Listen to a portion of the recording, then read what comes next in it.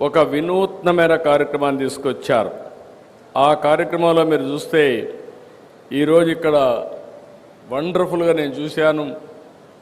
ఎడ్లతో బుల్స్తో కరెంట్ ఉత్పత్తి చేయడం, ఇది ఎక్కడ ఎవ్వరు ఇంతవరకు ఆలోచన చేసి ఉంటారన్న నమ్మకం.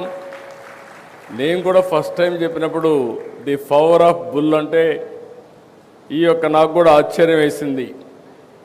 ఇది అవుతుందా అని ఆశ్చర్యం వేస్తే ఈరోజు దానికోసం థ్రెడ్మిల్ తయారు చేసి దాని మీద వీటిని ఎక్సర్సైజ్ 4-5 గంటలు చేస్తే మనం కూడా ఎవ్రీ పర్సన్ మీరు గుర్తుపెట్టుకోవాల్సిన అవసరం ఉంది.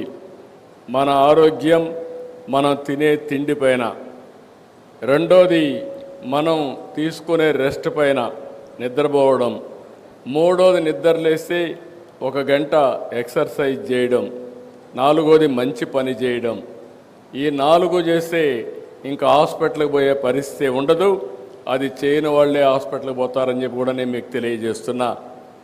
అలాంటిది ది పవర్ ఆఫ్ బుల్ నిరూపించడం కోసం ఇక్కడ బుల్స్ని ఇక్కడ తీసుకొచ్చి చాలా సిస్టమేటిక్గా మళ్ళీ ఏ విధంగా ఆల్రౌండ్ మన వారసత్వాన్ని కాపాడడం కోసం ఒక నూతనమైన ప్రయోగాన్ని చేస్తున్నారు.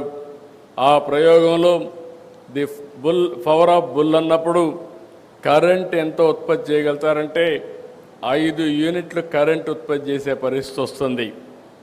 అదే మాదిరిగా 1 గంటకు 5 గంటల వరకు దాన్ని కూడా సైంటిఫిక్గా ఆలోచించి అది హెల్తీగా ఉండాలంటే ఎన్ని గంటలు ఎక్సర్సైజ్ చేయించాలనో అన్ని గంటలు చేయించి దాంట్లో నుంచి ఆదాయం సంపాదించడానికి ఒక వినూత్నమైన కార్యక్రమం.